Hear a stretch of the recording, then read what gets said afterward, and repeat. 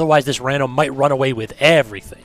Absolutely, man. As we get into this game number 1, we're actually going to be seeing CakeAssault representing the... Is that the... Wait, what's going on here? I cannot read. No, we're doing the striking first, so might just need an opportunity or so to go into this a little bit. Now, what do you think of also the ditto right there? Not the ditto, the team comp between Humanlime and Toothbrush. Olympia Rano?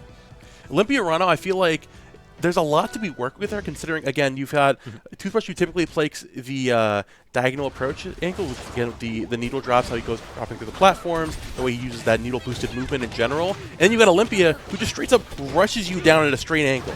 And, like, in a 1v1, obviously, if you get a lock on that, you can play around that pretty well. But you have this Rano covering you from the air, because there's some pretty interesting scenarios that can open up because of that.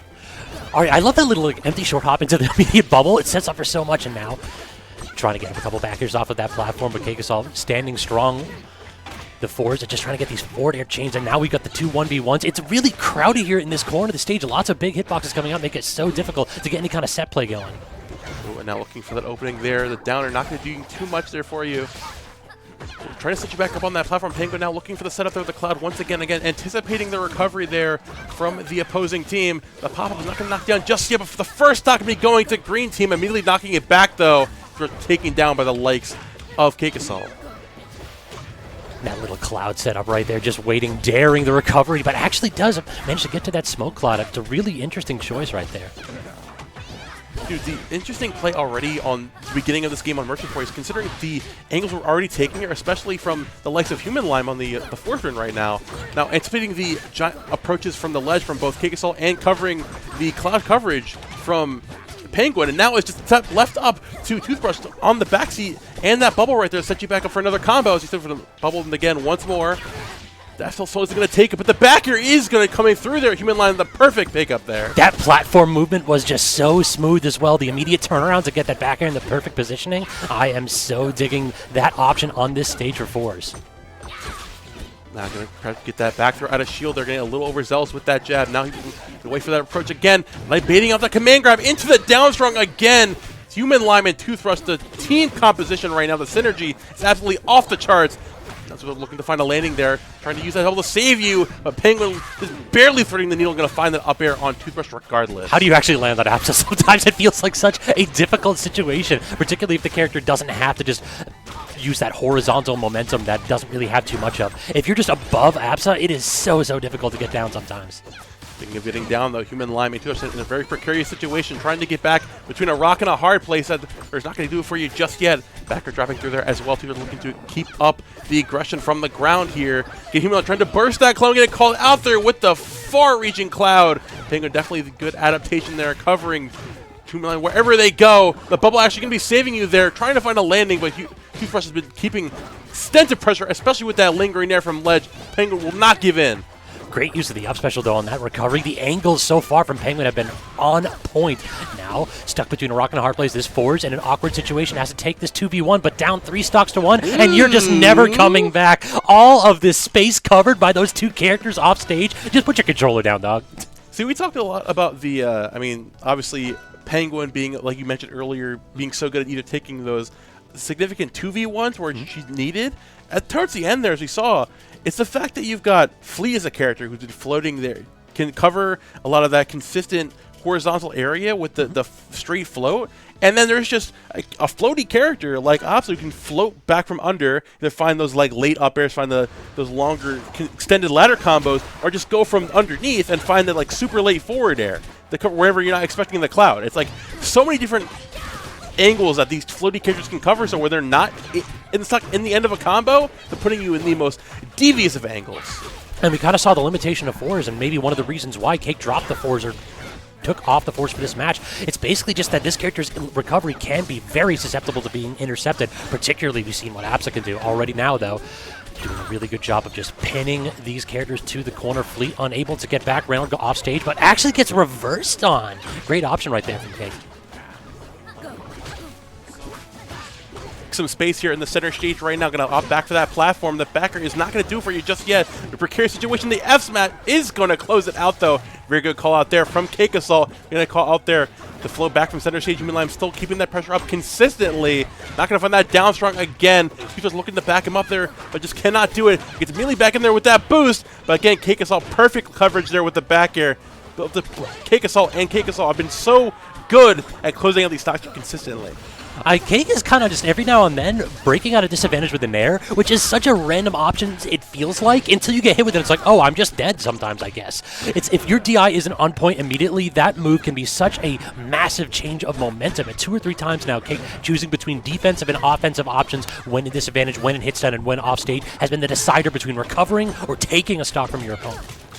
Now, the parry there on that Fleet Slash will be so good for you, but still, CakeAssault not deterred by that whatsoever, dropping down from that ledge, going to be covering the space with the Nair, finally closing out, stock on the point of Humanlime, bring you there with that down strong, and now people looking to accentuate there again. The Thunder Line coming out there! Oh my goodness, the reactionary Thunder Line is definitely a move typically Opsa won't go for. But a great call there from Penguin regardless. I mean, that was just like, I'm at disadvantage, I'm trying to recover, I'm trying to stall. No, I'm trying to take your stock. That was so, so good from Penguin. Her decision-making in that spot was immaculate.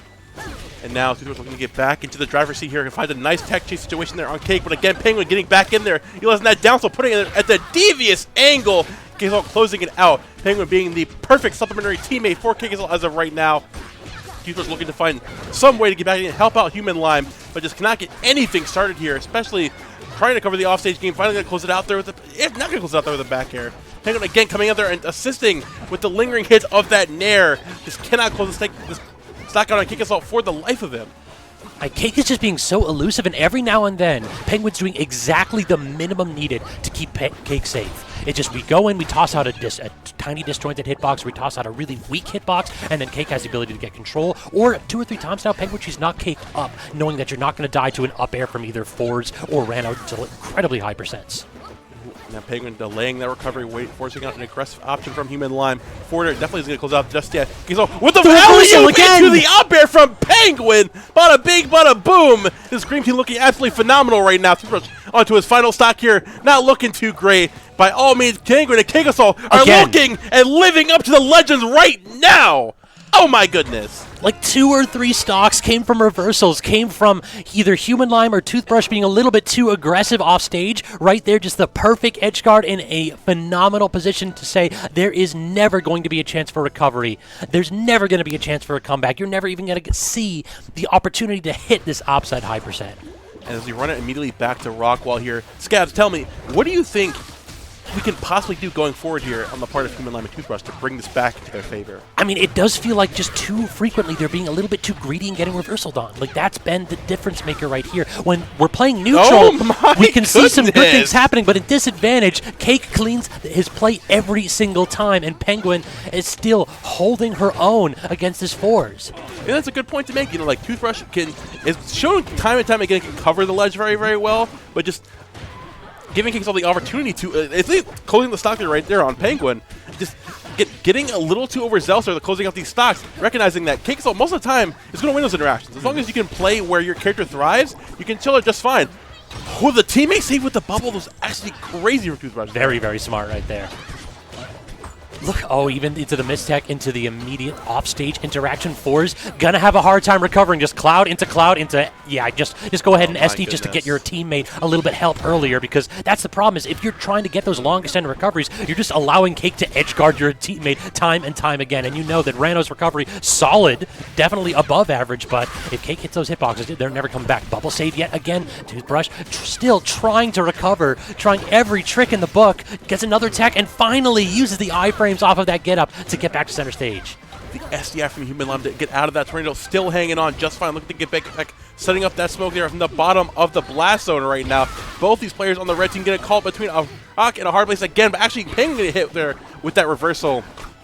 Actually, red team somehow manages to get out of there with an advantage right now. Getting out, playing high on that rock wall platform. Not going to overextend, not going to overstay your welcome. Instead, playing where Rhino does best. Toothbrush going to find the landing there into the F-Tall again. Tries to go deep, but still hanging on just fine, even after the reversal there from CakeAssault. Humanlime trying to break this up and get a 2v1, but their long-range support from Penguin. The double on both, and not even going to hit CakeAssault there. That is perfect team analysis right there again. Now Toothbrush looking to find some way to get back into this game, covering under that platform perfectly with the forward air again. He was trying to find the pick up there once more, but simply cannot find the opening because CakeAssault and Penguin have been covering every single facet of this game. The landing near is coming out from CakeAssault again, trying to find a way to get push his advantage from between CakeAssault, Humanlime, and Toothbrush again. The landing hit of that up tilt once more, and the F smash covering so much space here from Penguin, looking almost completely unstoppable. All right, hold on. Break it up, though, all of a sudden. Toothbrush is like, listen, we can get the 1v1. I'm going to clean up every single stock here, and then let's see what Penguin's got. 3 stocks going off of the board there with that forward strong. And now, Toothbrush looking to bring this into a 1v1 situation, and historically, facing off in an Opsa and Rhino match, definitely Rhino's got the advantage here considering the platform extensions you have access to, plus the space you can cover. As a player like Toothbrush, again, has been in this situation many times. Penguin, of course, is not going to overstay your welcome and to wait patiently here for an opportunity to be made and play the ledge where Opsa thrives best. Oh my, what a mix-up there. This is just the absolute worst situation from Toothbrush. Toothbrush has to get back to center stage. Like, this is the ledge trapping from Opsa is the strongest part of this character in this matchup in particular. The hitboxes can overwhelm Opsa if Rhino can get close, but now in an awkward spot here, lingering aerials make it really, really difficult for Penguin to get back. Hitbox after hitbox, but finally manages to sneak in between those back airs. Oh, the special get up there again, setting up a second cloud. Not going to be too worried about those poison darts there. Saving yourself with the ball, goes back down with the dodge away. Still going to avoid just barely there with that down strong. And now, again, taking this patiently there with those nairs, waiting for Penguin to overextend, but not going to give it to him, setting up those down tilts, those clouds, every single thing out of the absolute, not going to overextend in there again. Force not going to close it out, setting up the cloud all the way up there, waiting out once more, even with that delayed movement with the bubble repositioning. The cloud there once more, the weak hit of that forward air again. The Toothbrush is going to track you all the way down the other side of the stage, delaying the recovery as long as you possibly can. Bring up the up special with a down tilt into the forward air, finally going to close it out, and Toothbrush barely clinches it home and gets himself on the board 2-1 in this set.